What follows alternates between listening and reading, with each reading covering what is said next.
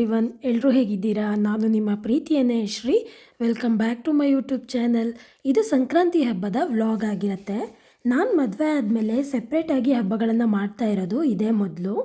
ಯಾಕೆ ಅಂದರೆ ಮದುವೆ ಆಗಿ 3 ಮಂತ್ಸ್ಗೆ ಕೋವಿಡ್ ಬಂದುಬಿಡ್ತು. ಆದ್ದರಿಂದ ಈಗ ನಾನು ಪ್ರತಿಯೊಂದು ಹಬ್ಬನೂ ಚೆನ್ನಾಗಾಗಬೇಕು ಅಂತ ಅಂದ್ಕೊಂಡು ಎಲ್ಲ ಹಬ್ಬದಲ್ಲೂ ಏನೇನು ಮಾಡಬೇಕು ಅಂತ ತಿಳ್ಕೊಂಡು ಕೇಳಿಕೊಂಡು ಅದೇ ರೀತಿ ಮಾಡೋಕ್ಕೆ ಟ್ರೈ ಮಾಡ್ತಾಯಿದ್ದೀನಿ.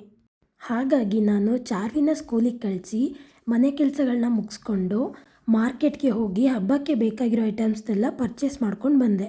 ಚಶ್ವಿನೂ ಮನೆಯಲ್ಲೇ ಬಿಟ್ಬಿಟ್ಟು ಹೋದೆ. ಯಾಕೆ ಅಂದರೆ ಮಾರ್ಕೆಟ್ ಸ್ವಲ್ಪ ದೂರದಲ್ಲೇ ಇದೆ, ಆದರೆ ಅಲ್ಲಿವರೆಗೂ ಅವಳನ್ನ ಎತ್ಕೊಂಡು ಹೋಗೋದೇ ಕಷ್ಟ. ಚಾರ್ವಿನೂ ಕೂಡ ಬರುವಾಗ ಸುಮ್ಮನೆ ಬರ್ತಾಳೆ, ಒಂದು ಸ್ವಲ್ಪ ದೂರ ಹೋದ್ಮೇಲೆ ಎತ್ಕೊಳ್ಳಿನಕ್ಕೆ ಸ್ಟಾರ್ಟ್ ಮಾಡ್ತಾಳೆ. ಬರ್ತಾ ತುಂಬ ಲಗೇಜ್ ಇರುತ್ತೆ ಮತ್ತು ಮಕ್ಕಳನ್ನೂ ಎತ್ಕೊಂಡು ರೋಡೆಲ್ಲ ಕ್ರಾಸ್ ಮಾಡಬೇಕು, ಎಲ್ಲ ಕಷ್ಟ ಅಂತ ಹೇಳಿಬಿಟ್ಟು ಚಾರ್ವಿನ ಸ್ಕೂಲಿಗೆ ಕಳಿಸ್ಬಿಟ್ರೆ ಅವಳೇನು ಹಠ ಮಾಡಲ್ಲ. ಮನೇಲಿದ್ರಂತೂ ಅವಳು ಬಿಡೋದೇ ಇಲ್ಲ, ನಾನು ಬರ್ತೀನಿ ಅಂತ ಕೂತ್ಕೋತಾಳೆ. ಹಾಗಾಗಿ ಅವಳನ್ನ ಸ್ಕೂಲಿಗೆ ಕಳಿಸಿದ ಮೇಲೆ ನಾನು ಹೊರಟೆ.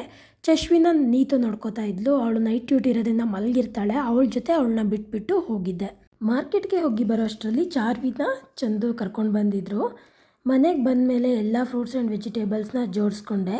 ಚಾರ್ವಿನೇ ಎಲ್ಲದಕ್ಕೂ ಹೆಲ್ಪ್ ಮಾಡೋಕ್ಕೆ ಸ್ಟಾರ್ಟ್ ಮಾಡಿದ್ಲು.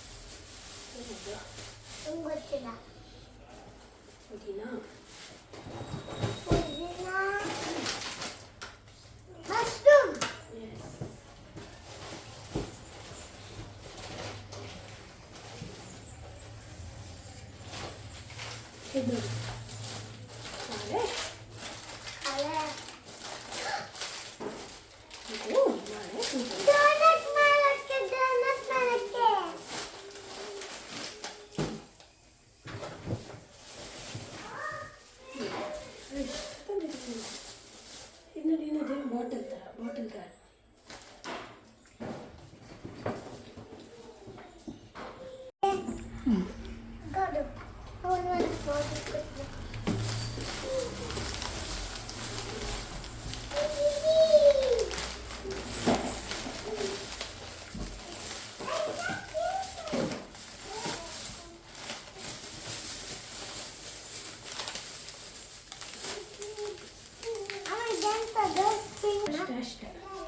ಎಳ್ಳು ಬೆಲ್ಲಕ್ಕೆ ಹಾಕೋ ಜೀರಿಗೆ ಮಿಠಾಯಿ ಅಂತ ನಾವು ಕರಿತಾಯಿದ್ವಿ ಚಿಕ್ಕದ್ರಿಂದ. ಅದಕ್ಕೆ ಏನು ಹೇಳ್ತಾರೆ ಅಂತ ಗೊತ್ತಿಲ್ಲ. ಅದನ್ನು ಚಾರ್ವಿಗೆ ತೋರಿಸ್ದೆ. ನೋಡಿದ ತಕ್ಷಣ ಫುಲ್ ಖುಷಿಯಾಯಿತು.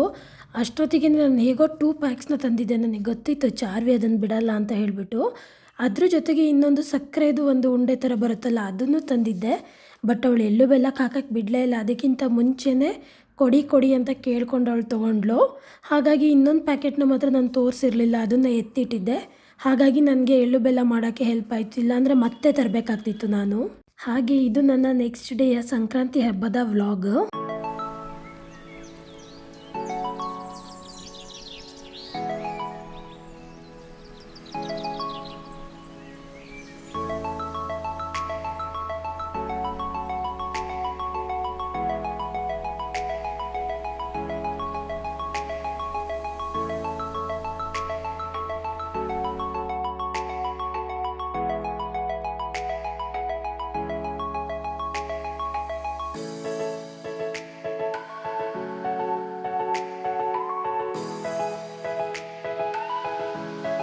ಯುಗಾದಿ ನಮಗೆ ಬರೋ ಮೊದಲ ಹಬ್ಬ ಆದ್ರೂ ಕ್ಯಾಲೆಂಡರ್ ಪ್ರಕಾರ ಸಂಕ್ರಾಂತಿನೇ ವರ್ಷದ ಮೊದಲನೇ ಹಬ್ಬ. ಎಳ್ಳು ಅಂದರೆ ಶನಿದೇವರ ಸಂಕೇತ, ಹಾಗೆಯೇ ಬೆಲ್ಲ ಅಂದರೆ ಸೂರ್ಯದೇವನ ಸಂಕೇತ. ಎಳ್ಳು ಬೆಲ್ಲ ಅಂದರೆ ಸೂರ್ಯ ಮತ್ತು ಶನಿದೇವರ ಸಂಕ್ರಮಣೆ ಮಕರ ಸಂಕ್ರಾಂತಿ. ಶನಿದೇವರು ಅಂದರೆ ನಮಗೆ ಫಸ್ಟ್ ನೆನಪಿಗೆ ಬರೋದೇ ಡಿಸಿಪ್ಲಿನ್, ಹಾಗೆಯೇ ಸೂರ್ಯದೇವರು ಅಂದರೆ ನೆನಪಿಗೆ ಬರೋದು ಆ್ಯಕ್ಷನ್ಸ್. ಡಿಸಿಪ್ಲಿನ್ಸ್ ಹಾಗೂ ಒಳ್ಳೆಯ ಆ್ಯಕ್ಷನ್ಸು ನಮ್ಮ ಲೈಫಲ್ಲಿದ್ದರೆ ಒಳ್ಳೆ ರಿಸಲ್ಟ್ಸ್ನ ನಾವು ಕಂಡ್ಕೋಬಹುದು. ಪ್ರತಿಯೊಂದು ಹಬ್ಬಗಳು ಅಂದರೆ ಬರೀ ಸೆಲೆಬ್ರೇಷನ್ಸ್ ಹಾಗೆಯೇ ವಿಶೇಷವಾದ ಹಬ್ಬದ ಊಟಗಳು ಅಂತ ಅಲ್ಲ, ಲೈಫ್ನ ಲೆಸನ್ಸ್ ಕೂಡ ಆ ಹಬ್ಬಗಳಲ್ಲಿ ಇರುತ್ತೆ. ನನ್ನ ವಿಡಿಯೋನ ನೋಡ್ತಾ ಇರುವ ಪ್ರತಿಯೊಬ್ಬರಿಗೂ ಮಕರ ಸಂಕ್ರಾಂತಿ ಹಬ್ಬದ ಹಾರ್ದಿಕ ಶುಭಾಶಯಗಳು. ಎಳ್ಳು ಬೆಲ್ಲನ ತಿಂದು ಒಳ್ಳೆಯದನ್ನು ಮಾತಾಡೋಣ, ಹಾಗೆಯೇ ಎಲ್ಲರಿಗೂ ಒಳ್ಳೆಯದನ್ನು ಬಯಸೋಣ. ನಾನು ಬೆಳಗ್ಗೆ ಎದ್ದ ತಕ್ಷಣ ಎಳ್ಳು ಬೆಲ್ಲನ ಫಸ್ಟ್ ಮಾಡೋಕ್ಕೆ ಸ್ಟಾರ್ಟ್ ಮಾಡಿಕೊಂಡೆ. ಹಾಗಾಗಿ ನಾನು ಫಸ್ಟು 1 ಬೌಲು ಬಿಳಿ ಎಳ್ಳನ್ನ ಚೆನ್ನಾಗಿ ಹುರಿದ್ಕೊಂಡೆ. ನೆಕ್ಸ್ಟು ನಾನು 1 ಬೌಲು ಹುರಿಗಡಲೆನ ತಗೊಂಡು ಚೆನ್ನಾಗಿ ಹುರ್ಕೊಂಡೆ. ನೆಕ್ಸ್ಟು ಹುರಿದಾದ್ಮೇಲೆ ಅದನ್ನು ಒಂದು ಪ್ಲೇಟ್ಗೆ ಟ್ರಾನ್ಸ್ಫರ್ ಮಾಡಿಕೊಂಡೆ. ಇದಾದಮೇಲೆ ನಾನು 1 ಬೌಲು ನೆಲಗಡಲೆನ ಚೆನ್ನಾಗಿ ಹುರ್ಕೊಂಡೆ. ಇದನ್ನ ಸ್ವಲ್ಪ ಚೆನ್ನಾಗಿ ಬಿಸಿ ಮಾಡ್ಕೋಬೇಕು, ಯಾಕೆಂದರೆ ಇಲ್ಲಾಂದರೆ ಸ್ವಲ್ಪ ಹಾಗೆ ಮೆತ್ತಗೆ ಉಳ್ಕೊಂಡ್ಬಿಡುತ್ತೆ.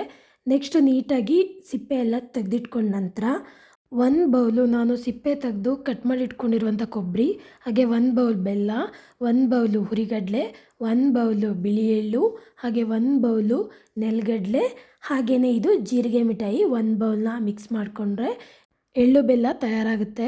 ಈ ಸಲ ನಾನೇ ಫಸ್ಟ್ ಟೈಮ್ ಟ್ರೈ ಮಾಡಿದ್ದು, ತುಂಬ ಚೆನ್ನಾಗಾಗಿತ್ತು ಎಲ್ಲನೂ. ಈಗ ಮಾರ್ನಿಂಗ್ ಬ್ರೇಕ್ಫಾಸ್ಟ್ ಮಾಡೋಣ ಅಂತ ರೆಡಿ ಮಾಡ್ಕೋತಾ ಇದ್ದೀನಿ. ನನ್ನ ಚಿಕ್ಕ ಮಗಳಂತೂ ಆಲ್ರೆಡಿ ಎದ್ದಾಯಿತು, ಅವಳಿಗೂ ಸ್ನಾನ ಮಾಡಿ ರೆಡಿ ಮಾಡಿಸ್ಕೊಂಡು ಕರ್ಕೊಂಡು ಬಂದೆ. ಎಳ್ಳು ಬೆಲ್ಲ ಮಾಡಬೇಕಾದ್ರೇ ಫುಲ್ಲು ಜಗಳ ಮಾಡ್ತಾಯಿದ್ಲು, ಹತ್ಕೊಂಡು ಕಾಲೆಲ್ಲ ಹಿಡ್ದು ಎಳ್ದಾಡ್ತಾಯಿದ್ಲು. ಹಾಗಾಗಿ ಅವಳನ್ನು ಮೇಲೆ ಕೂರಿಸ್ಕೊಂಡು ಹೆಸರು ಬೇಳೆನ ಕೊಟ್ಟು ಆವಾಗ ಸುಮ್ಮನಾಗ್ತಾಳೆ ಅಂತ ಹೇಳಿಬಿಟ್ಟು ನಾನಿವತ್ತು ಮಾರ್ನಿಂಗ್ ಬ್ರೇಕ್ಫಾಸ್ಟ್ಗೆ ಖಾರ ಪೊಂಗಲ್ನ ಮಾಡ್ಕೋತಾ ಇದ್ದೀನಿ. ಅದಕ್ಕೆ ಒಂದು ಸಣ್ಣ ಲೋಟದಲ್ಲಿ ಹೆಸರು ಬೇಳೆ, ಹಾಗೆ ಅದೇ ಅಳತೆಯಲ್ಲಿ 1 ಲೋಟ ಅಕ್ಕಿನ ತಗೊಂಡು ತೊಳ್ಕೊಂಡು ಎರಡನ್ನೂ ಮಿಕ್ಸ್ ಮಾಡಿಕೊಂಡು ಚೆನ್ನಾಗಿ ಹುರ್ಕೋತಾ ಇದ್ದೀನಿ. ನೆಕ್ಸ್ಟ್ ನಾನಿಲ್ಲಿ 1 ಲೋಟಕ್ಕೆ 2 ಲೋಟ ನೀರು ಅಂತ ಹಾಕಿಬಿಟ್ಟು ಅದ್ರ ಜೊತೆಗೆ ಇನ್ನೊಂದು ಲೋಟ ನೀರನ್ನ ಎಕ್ಸ್ಟ್ರಾ ಆ್ಯಡ್ ಮಾಡಿಕೊಂಡು 2 ವಿಶಿಲ್ಸ್ನ ಮಾಡಿಕೊಂಡೆ.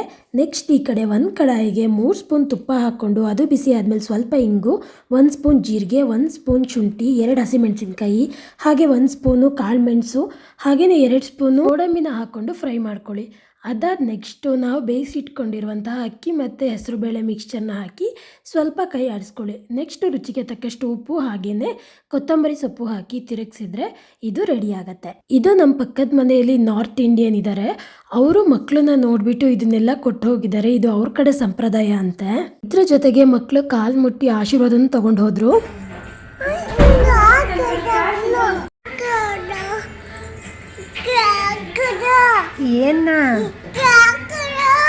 ಏನು ಹಾಕೊಡ್ಬೇಕು? ಈ ಕಡೆ ಮಾರ್ನಿಂಗ್ ಬ್ರೇಕ್ಫಾಸ್ಟ್ ಮುಗಿಸಿ ಸ್ವಲ್ಪ ಹೊತ್ತಿಗೆ ಇನ್ನು ಮಧ್ಯಾಹ್ನದ ಅಡುಗೆ ಮಾಡೋಕ್ಕೆ ಸ್ಟಾರ್ಟ್ ಮಾಡಿಕೊಂಡೆ. ಹಬ್ಬ ಆಗಿರೋದ್ರಿಂದ ಸ್ವಲ್ಪ ವೆರೈಟೀಸ್ನ ಮಾಡೋಣ ಅಂತ ಅಂದ್ಕೊಂಡಿದ್ದೆ. ಹಾಗಾಗಿನೇ 2 ಥರದ ಕಾಳನ್ನು ನೈಟೇ ನೆನೆ ಹಾಕಿಟ್ಕೊಂಡಿದ್ದೆ, ಅದರದ್ದು ಉಸ್ಲಿನ ಮಾಡೋಣ ಅಂತ ಹೇಳಿ. ಒಂದು ಸ್ವಲ್ಪ ನನಗೆ ಅದೆಲ್ಲ ಫೇವ್ರಿಟ್ಟು, ಹಬ್ಬಗಳಾದರೆ ಒಂದು ಸ್ವಲ್ಪ ಮಾಡ್ಕೊಳ್ಳೋಣ ಅಂತ. ಹಾಗಾಗಿ ಅವೆರಡನ್ನು ಬೇಯಿಸೋಕ್ಕೆ ಅಂತ ಕುಕ್ಕರ್ಗೆ ಇಟ್ಕೊಂಡೆ. ಹಾಗೆ ಇಲ್ಲಿ ಸ್ಪೆಷಲ್ಲು ಗೆಣಸಲ್ವ, ಅದನ್ನು ಕೂಡ ತಂದಿದ್ದೆ ಮಕ್ಕಳಿಗೆ ತಿನ್ನೋಕ್ಕಾಗುತ್ತೆ ಅಂತ ಹೇಳಿಬಿಟ್ಟು. ಮಕ್ಕಳು ಸ್ವಲ್ಪ ತಿಂದರು ಅಷ್ಟೇ, ಜಾಸ್ತಿ ಏನು ತಿನ್ನಲಿಲ್ಲ. ಅದ್ರ ಜೊತೆಗೆ ನಾನು ಹಾಲು ಸೋರೆಕಾಯ್ದು ಪಲ್ಯನೂ ಮಾಡ್ಕೊಳ್ಳೋಣ ಅಂತ ಅಂದ್ಕೊಂಡೆ. ಟೋಟಲ್ 3 ಟೈಪ್ಸ್ ಪಲ್ಯ.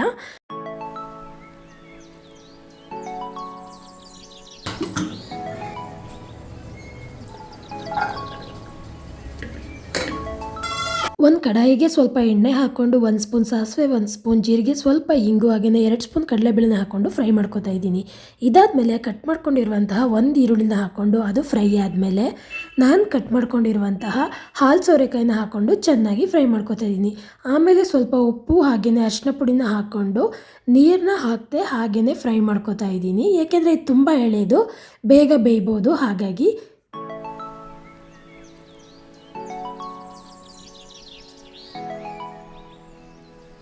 ಇದ್ರ ಜೊತೆಗೇ ನಾನು ಬೇಳೆ ರಸಮ್ನ ಮಾಡೋಕ್ಕೂ ಒಂದು ಕಡೆ ಇಟ್ಕೋತಾ ಇದ್ದೀನಿ. ಯಾಕೆಂದರೆ ಊಟ ಟೈಮ್ ಆಗಿತ್ತು, ಬೇಗ ಮಾಡಬೇಕಲ್ವ ಎಲ್ಲನೂ.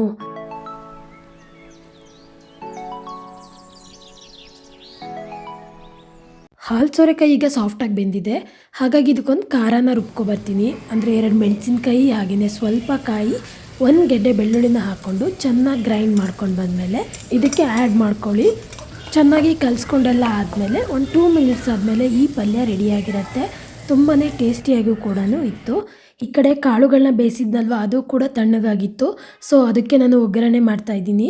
1 ಕಡಾಯಿಗೆ ಸ್ವಲ್ಪ ಎಣ್ಣೆನ ಹಾಕ್ಕೊಂಡು 1 ಸ್ಪೂನ್ ಸಾಸಿವೆ, 1 ಸ್ಪೂನ್ ಜೀರಿಗೆ, ಹಾಗೆಯೇ ಸ್ವಲ್ಪ ಇಂಗುನ ಹಾಕ್ಕೊಂಡು 2 ಮೆಣಸಿನಕಾಯಿ, ಹಾಗೆಯೇ 2 ಚಿಕ್ಕದಾಗಿ ಕಟ್ ಮಾಡಿರುವಂತಹ 2 ಈರುಳ್ಳಿನ ಹಾಕ್ಕೊಂಡು ಫ್ರೈ ಮಾಡ್ತಾಯಿದ್ದೀನಿ.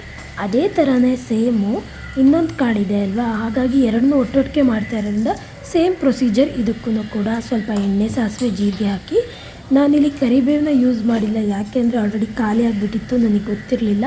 ಇಲ್ಲಾಂದಿದ್ರೆ ನಾನು ಖಂಡಿತವಾಗ್ಲೂ ಇಲ್ಲಿ ಯೂಸ್ ಮಾಡ್ತಾಯಿದ್ದೆ. ಸೊ ನಾನು ಯೂಸ್ ಮಾಡಿಲ್ಲ ಅಷ್ಟೇ. 2 ಹಸಿಮೆಣಸಿನ್ಕಾಯಿ ಹಾಗೆಯೇ 1 ಹೆಚ್ಚಿರುವಂಥ ಈರುಳ್ಳಿನ ಆ್ಯಡ್ ಮಾಡಿಕೊಂಡು ಸ್ವಲ್ಪ ಫ್ರೈ ಮಾಡ್ಕೊತಾ ಇದ್ದೀನಿ. ಈಗ ಇನ್ನೊಂದು ಕಡೆ ಈರುಳ್ಳಿ ಫ್ರೈ ಆಗಿತ್ತಲ್ವ, ಅಲ್ಲಿಗೆ ಈ ಥರ ಕಡಲೆಕಾಳನ್ನ ಆ್ಯಡ್ ಮಾಡಿಕೊಂಡು ಇದ್ರ ಜೊತೆ ಪಕ್ಕದಲ್ಲೇ ಇನ್ನೊಂದು ಬಾಣಲಿ ಇಟ್ಕೊಂಡಿದ್ನಲ್ವ, ಅದಕ್ಕೆ ನಾನು ವೈಟ್ ಕಲರ್ ಕಡಲೆಕಾಳಿತ್ತು, ಕಾಬೂಲ್ ಕಡಲೆ, ಅದನ್ನು ನಾನಲ್ಲೇ ಆ್ಯಡ್ ಮಾಡ್ಕೊತಾ ಇದ್ದೀನಿ. ಇದಕ್ಕೆ ಸ್ವಲ್ಪ ಸಾಲ್ಟು ಆ್ಯಡ್ ಮಾಡಿಕೊಂಡು ಚೆನ್ನಾಗಿ ಕಲಿಸ್ಕೊತಾ ಇದ್ದೀನಿ.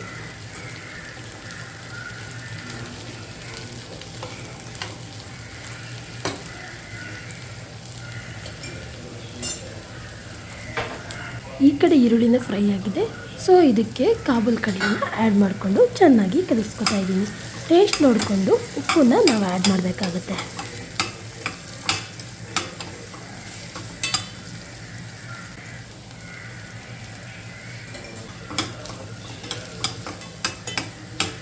ನೆಕ್ಸ್ಟ್ ಈ 2 ಕಾಳುಗಳಿಗೂ ನಾನು ಅರಿಶಿನ ಪುಡಿನ ಆ್ಯಡ್ ಮಾಡ್ಕೊತಾ ಇದ್ದೀನಿ.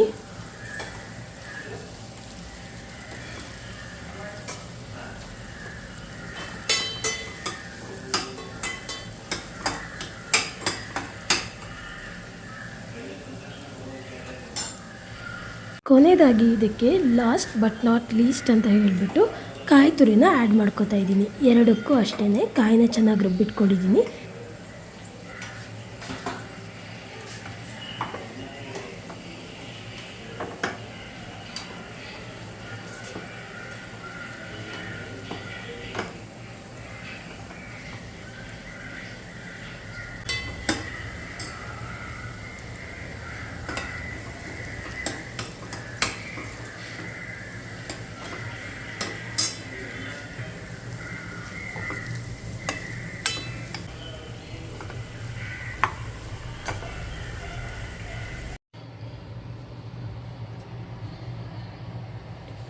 ಅಡುಗೆ ಎಲ್ಲ ಮಾಡಿ ಕಂಪ್ಲೀಟ್ ಆಯಿತು. ನೆಕ್ಸ್ಟು ಊಟ ಬಡ್ಸೋಕ್ಕೆ ನಾನು ರೆಡಿ ಮಾಡ್ತಾಯಿದ್ದೀನಿ. ಬಾಳೆದೆಲೆಯಲ್ಲಿ ಊಟ ಬಡಿಸ್ಬೇಕು ಅಂತ ತುಂಬಾ ಇಷ್ಟ ಇತ್ತು. ಆದರೆ ಹಿಂದಿನ ದಿನ ನನಗೆ ಬಾಳೆ ಎಲೆನ ತರೋದು ಮರ್ತೋಗ್ಬಿಡ್ತು. ಆದರೆ ಹಬ್ಬದ ದಿವಸ ಮತ್ತೆ ಮಾರ್ಕೆಟ್ಗೆ ಹುಡ್ಕೊಂಡು ಹೋದರೆ ಎಲ್ಲೂ ಕೂಡ ಸಿಗಲೇ ಇಲ್ಲ. ಎಲ್ಲ ಕಡೆನೂ ಖಾಲಿ ಖಾಲಿ ಅಂತ ಹೇಳಿದರು. ಆನ್ಲೈನಲ್ಲಿ ಬ್ಲಿಂಕಿಟ್, ಜೆಪ್ಟೋ ಎಲ್ಲನೂ ನೋಡಿದೆ, ಬಟ್ ಯಾವುದ್ರಲ್ಲೂ ಇಲ್ಲ, ಔಟ್ ಆಫ್ ಸ್ಟಾಕ್ ಆಗೋಗ್ಬಿಟ್ಟಿತ್ತು. ಸುಮಾರು ದೂರ ನಡ್ಕೊಂಡು ಹೋಗಿದ್ದೆ ನಾನು ಬಾಳೆ ಎಲೆ ಹುಡ್ಕೊಂಡು, ಬಟ್ ಸಿಗಲೇ ಇಲ್ಲ. ಕೊನೆಗೆ ಖಾಲಿ ಕೈಯಲ್ಲಿ ವಾಪಸ್ ಬಂದ್ಬಿಟ್ಟು ಇನ್ನೇನು ಮಾಡೋದು ಅಂತ ಹೇಳಿ ತಟ್ಟೆಗೇ ಎಲ್ಲನೂ ಬಡಿಸ್ದೆ. ಹಾಗೆ ಕೊನೆಯದಾಗಿ ನಮ್ಮ ಪಕ್ಕದ ಮನೆಯವರು ಅದೇ ಬಂದುಬಿಟ್ಟು ಮಕ್ಕಳ ಕಾಲಿಗೆ ನಮಸ್ಕಾರ ಮಾಡಿ ಮಕ್ಕಳಿಗೆ ಆಶೀರ್ವಾದ ಮಾಡಿ ಅಂತ ಕೇಳಿದ್ರಲ್ವ, ಅದು ಯಾಕೆ ಅಂತ ಗೊತ್ತಾಗಿಲ್ಲ. ಆಮೇಲೆ ನಾನು ಗೂಗಲ್ ಮಾಡಿ ನೋಡಿದಾಗ ಗೊತ್ತಾಯಿತು, ಮಕ್ಕಳನ್ನು ನಾವು ದೇವ್ರ ಸ್ವರೂಪ ಅಂತ ಹೇಳ್ಬಿಟ್ಟು ಪರಿಗಣಿಸ್ತೀವಲ್ವ, ಅವರಲ್ಲಿ ಯಾವುದೇ ಅಹಂಕಾರ ಅಥವಾ ಕೆಟ್ಟ ಆಲೋಚನೆಗಳು ಇರಲ್ಲ. ಆದ್ದರಿಂದ ಅವರ ಶುದ್ಧ ಮನಸ್ಸಿನಿಂದ ಬರುವ ಶುಭ ಹಾರೈಕೆಗಳು ಜೀವನದಲ್ಲಿ ಪಾಸಿಟಿವ್ ಎನರ್ಜಿನ ತರ್ತಾವಂತೆ. ಹಾಗಾಗಿ ಅವರಲ್ಲಿ ಒಂದು ನಂಬಿಕೆ, ಮಕ್ಕಳ ಆಶೀರ್ವಾದನ ತಗೋಬೇಕು ಅಂತ ಹೇಳಿ. ಈ ನನ್ನ ಸಂಕ್ರಾಂತಿ ಹಬ್ಬದ ವ್ಲಾಗ್ ಇಲ್ಲಿಗೆ ಮುಗೀತು. Once again happy Sankranti to all.